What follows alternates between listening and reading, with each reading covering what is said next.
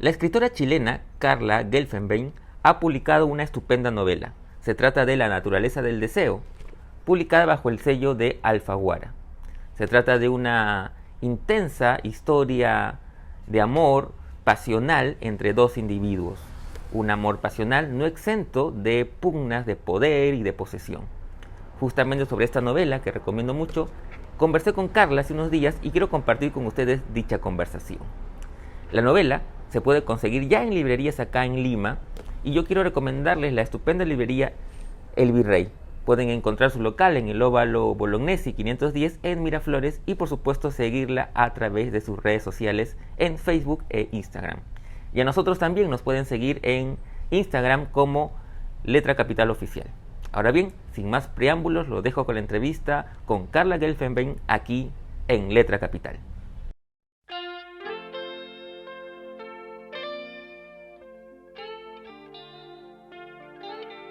Hola Carla, ¿cómo estás? Primero que nada, gracias por tu tiempo y por permitirnos esta charla sobre tu más reciente novela, La naturaleza del deseo, que fue publicada por Alfaguara. ¿Cómo estás, Carla? Exactamente. Eh, Muy bueno, bien. la novela que he disfrutado me genera muchas inquietudes para compartirlas contigo. Pero quisiera empezar por, digamos, por el tema central de la novela, ¿no? Evidentemente, por el título, sabemos que el tema es el deseo. Pero el deseo en todas sus aristas, creo, ¿no? Es decir, está el deseo desde la sensualidad, el erotismo, pero también el deseo en esta pugna entre los amantes de la posesión, por ejemplo, ¿no? Pienso, sin ánimos de spoilear, en dos escenas que a mí me dicen mucho sobre eso, ¿no? La escena en la que, por ejemplo, F le hace una escena de celos a ese cuando la encuentras conversando con un escritor colombiano, ¿no? Y le hace alusión al vestido que lleva puesto en esa ocasión con los hombros descubiertos. De hecho, entre paréntesis, luego va a haber un vestido que él mismo le regala a ese, donde tiene que ver también mucho el tema de los hombros, en este caso cubiertos por el vestido que le regala a él. Pero también hay otra escena que también me pareció que graficaba eso cuando F recibe la llamada de la esposa y hay una molestia de ese que incluso reflexiona sobre yo debería agarrar e irme, ¿no? Entonces, y a lo largo de la novela hay esa pugna también, ¿no? También el hecho de sentirse vulnerables, ¿no? Hay un momento en la que F le dice algo así como, me gustas, pero creo que demasiado, ¿no? Como teniendo miedo a eso. Y la misma S también hay otros momentos donde reflexiona algo similar eh, respecto al hecho de haber dejado que F fuese demasiado importante en su vida, ¿no? Entonces hay esa pugna constante. Es verdad, es verdad. Me encanta además las escenas que has nombrado. Es importante para los que nos van a ver después, es que tú hablas de F y S, y quizás empezar por decir que F es F y S. F es un hombre chileno, un abogado exitoso y que conoce a S en Londres, ¿no es cierto? Y S es una mujer, es escritora, es nacida en Inglaterra de padres chilenos, de padres exilados en Inglaterra, y ha hecho su vida como inglesa en el fondo. Pero lo importante quizás en el momento existencial en que se encuentra ella cuando se produce el encuentro con F, es que ella ha perdido un hijo y que de alguna manera, porque esto es interesante, creo que es importante para lo que tú estás diciendo, con el deseo, los límites que uno pone, ¿no?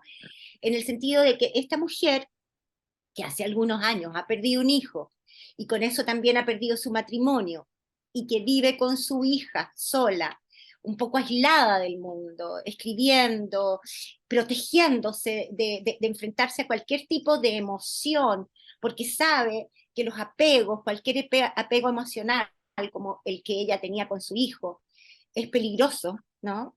Al punto de desestabilizar todo, de desarmarlo todo, está completamente protegida de las emociones. Y sin embargo llega F e irrumpe, ¿no? E irrumpe y rompe todos los diques que ella ha establecido para protegerse y simplemente entra en la vida, no simplemente, complejamente entra en su vida. Y aquí entonces entra un juego justamente con todos esos elementos de los cuales que tú has mencionado, en el cual por un lado, ¿por qué me interesaba a mí como escritora tener un personaje que estaba cerrado a la pasión, que es ella, ¿no? Que es ese? Un poco para mostrar, para dejar en evidencia la fuerza que puede tener una pasión. O sea, la pasión de pronto no es una decisión que uno pueda tomar. No es yo voy a estar aquí o yo voy a estar acá. Simplemente se produce y se produce de una manera en la cual de pronto los límites propios que uno establece como protección, que establecemos todo, se rompen. Y ahí entran todos estos elementos que tú has nombrado, es decir, por supuesto, los celos. Eh, hay una posición, creo yo, en esta novela, y una posición y una pregunta, creo yo, una posición y una pregunta, en el sentido de que ese amor pasional que ellos viven, y que tiene todos estos elementos que tú estás nombrando, pero también tiene otros elementos como inmensa satisfacción, inmensa alegría, emociones fuertes, emociones que trascienden la banalidad de la vida, ¿no?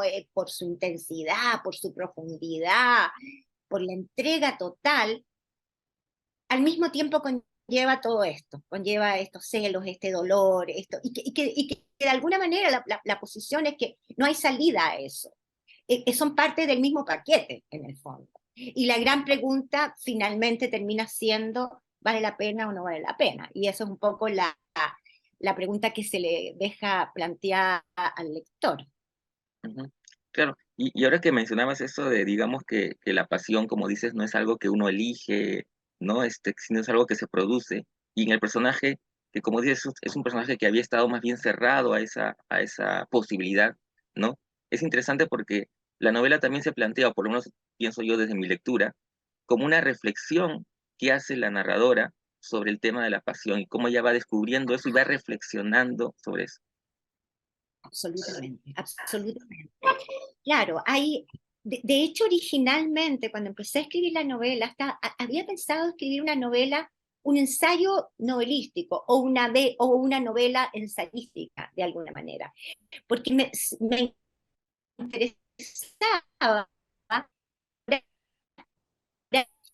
y lo que va haciendo ella, yo creo que terminó siendo una novela y punto, lo que me alegro al final, no creo que era una buena idea esto, en este caso, digamos, porque sin estar explícitamente eh, pontificando, ¿no? Como uno podría llegar a hacerlo en un ensayo, hay un montón de posturas con respecto al deseo, y ella como escritora pasa por todas estas reflexiones, incluso yendo a, a la referencia de las grandes historias de amor de la historia de la literatura, ¿no? De las grandes historias de la humanidad, como Tristán y Isolda, Eloísa y Abelardo, son ejemplos que ella analiza muy profundamente, llegando siempre de alguna manera a la conclusión de que estos amores con esas intensidades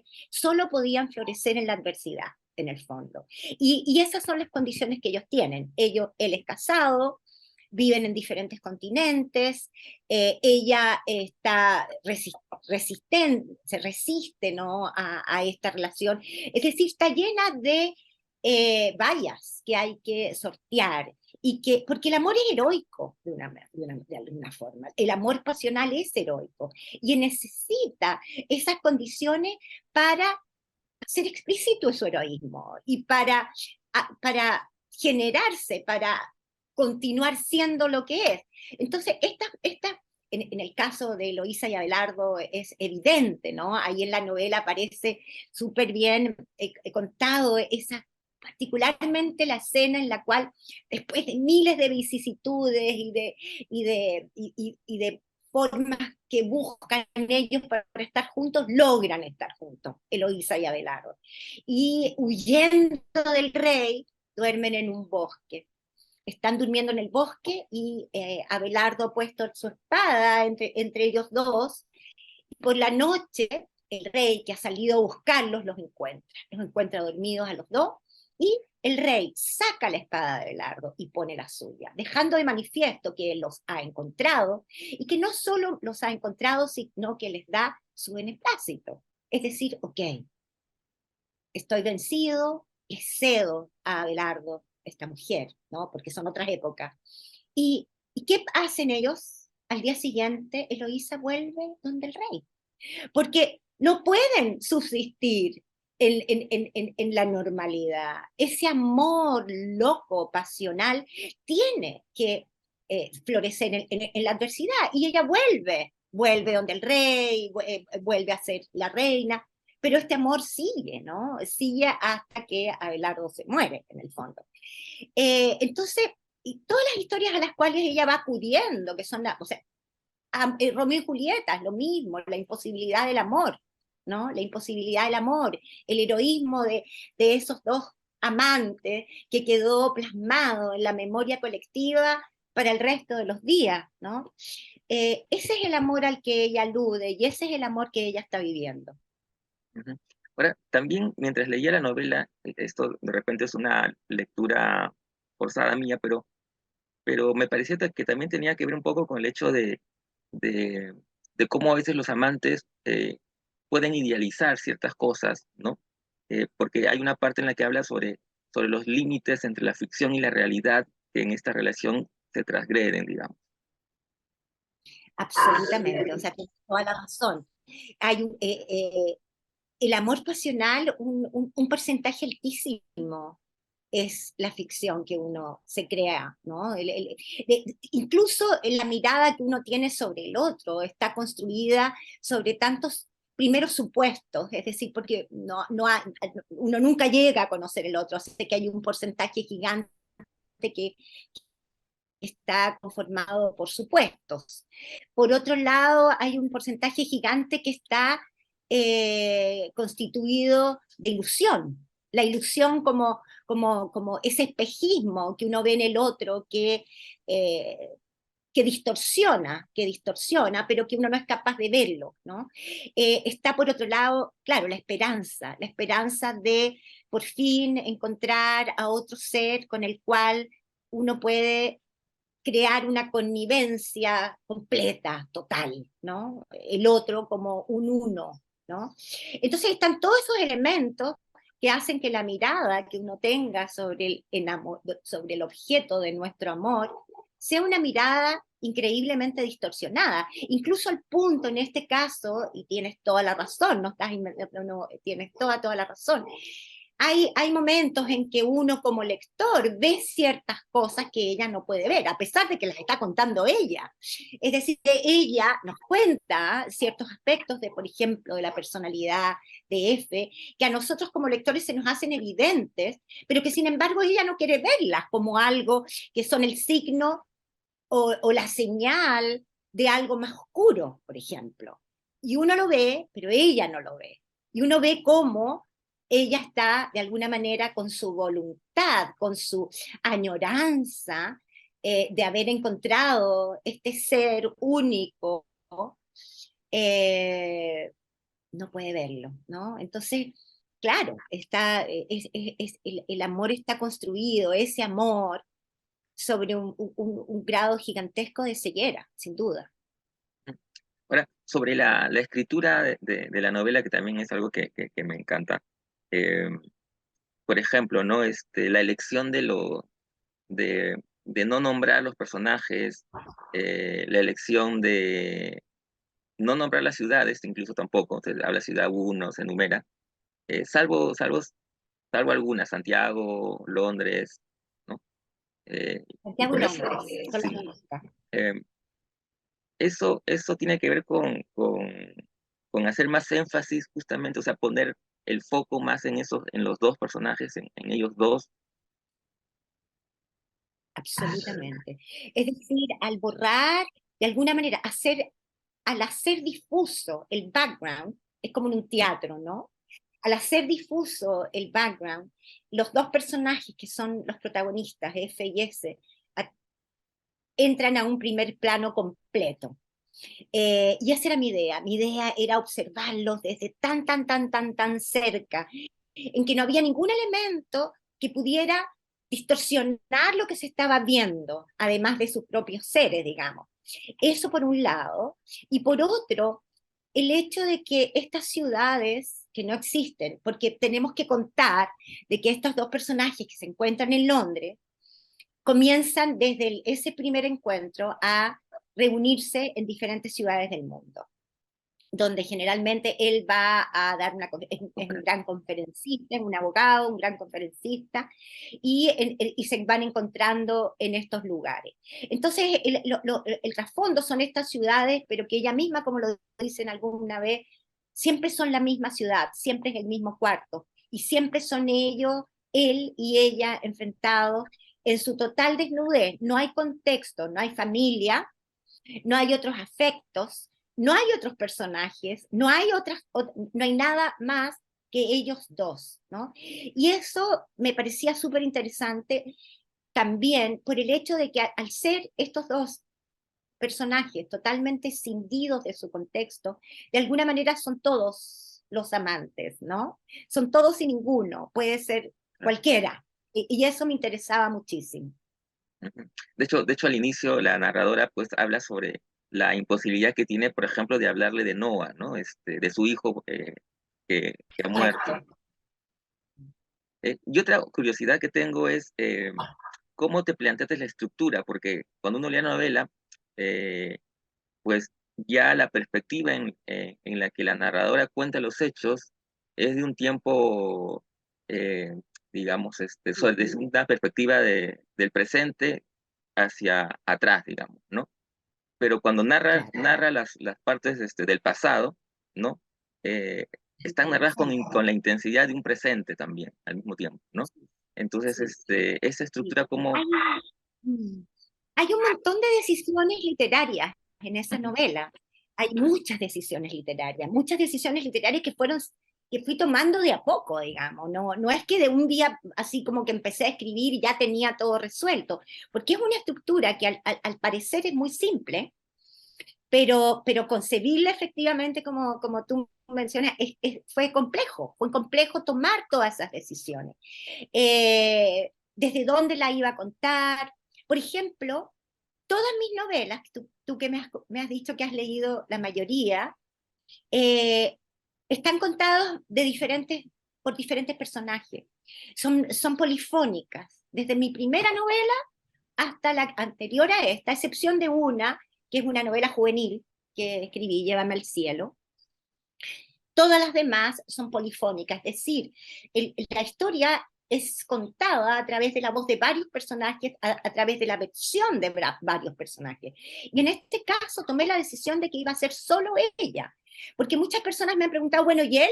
No sé, digo yo, la historia se contaba a través de ella y lo que yo conozco de esta historia es lo que ella me cuenta. No sé el otro lado, no sé por qué hizo él esto, por qué, no tengo la respuesta. Yo solo conozco su versión. Y esta también fue una decisión narrativa. Por un lado, contar una sola versión, que siempre es sesgada, que siempre tiene un punto de vista, que siempre tiene una mirada sobre los hechos, que no necesariamente es verdadera. Uno tiene que dar fe de eso. Después está todas esas decisiones de cómo iba a ser, cómo se iban a producir estos encuentros, cómo aislarlos, entonces vienen las ciudades. Y así, y después cuando estoy escribiendo me doy cuenta que todo es el encuentro, los encuentros propiamente tienen que ser contados con la urgencia de un presente. Está ocurriendo ahí. No hay, no hay pensamientos posteriores, está todo lo que está contenido en ese instante, está en ese instante. No está siendo mirado racionalmente desde ningún lugar, está siendo simplemente vivido. ujú. Sí, y también pensaba, y eso de repente es también una lectura forzada mía, eh, el hecho, por ejemplo, de que al inicio eh, ya se sepa, digamos, entre comillas, el desenlace de esa relación, ¿no? También contribuía a que uno pueda, eh, digamos, centrarse más en la relación en sí, ¿no? Sin pensar Sí, en el en futuro. el desenlace. Eso, exactamente. Ujú. Es verdad. Mira, eso que me encanta lo que está diciendo porque tampoco lo había pensado así. Más bien lo que había pensado era establecer muy desde el comienzo que esta no es una historia de amor tradicional, en la tradición de las historias de amor, eso de que fueron muy felices para siempre, en el fondo. Es una historia que habla sobre el amor profundamente, sobre la pasión profundamente, que se desnuda en todos sus aspectos, pero que no es una historia de amor de Disney World, ¿no? De Disneylandia, en absoluto. Es otra historia, parte desde otro lugar y no tiene, entre comillas, un final feliz, porque yo creo que sí tiene un final feliz, pero no el final feliz de las historias tradicionales de amor. Ujú. Muy bien, Carlos, un poco para ir terminando, eh, ¿tú sueles tener ya proyectos, digamos, para el futuro, o te tomas tu tiempo? ¿Cómo sucede en tu caso? No, yo siempre, no, yo estoy siempre escribiendo. La verdad es que incluso, porque el proceso de publicación es tan largo. Primero hay un proceso de edición larguísimo. Para mí pueden ser 2, 3 años de edición. Luego, en las últimas etapas, una decisión, una edición más fina, muchas veces con un editor. Y esos procesos ya yo ya no estoy armando la historia, estoy escribiendo desde otro lugar. Y ya desde entonces, cuando ya suelto la historia, cuando la historia está completamente cerrada, yo ya empiezo a escribir otra novela porque necesito, existencialmente necesito estar escribiendo una novela. No es porque ande apurada, no tengo ningún apuro para ir a ningún lugar, simplemente de que el lugar que habito yo es este espacio y aquí es donde soy más feliz. Entonces, si no tengo una novela, me siento huérfana, muy desprovista. Por lo tanto, por supuesto que estoy escribiendo otra novela y ya va bastante avanzada, pero no tengo ni un apuro, yo no creo que salga el próximo año, puede salir el siguiente, ahí estoy caminando. Muy bien, estaremos atentos entonces. Ha sido un placer, como siempre, conversar contigo. Un placer conversar contigo, muchas gracias.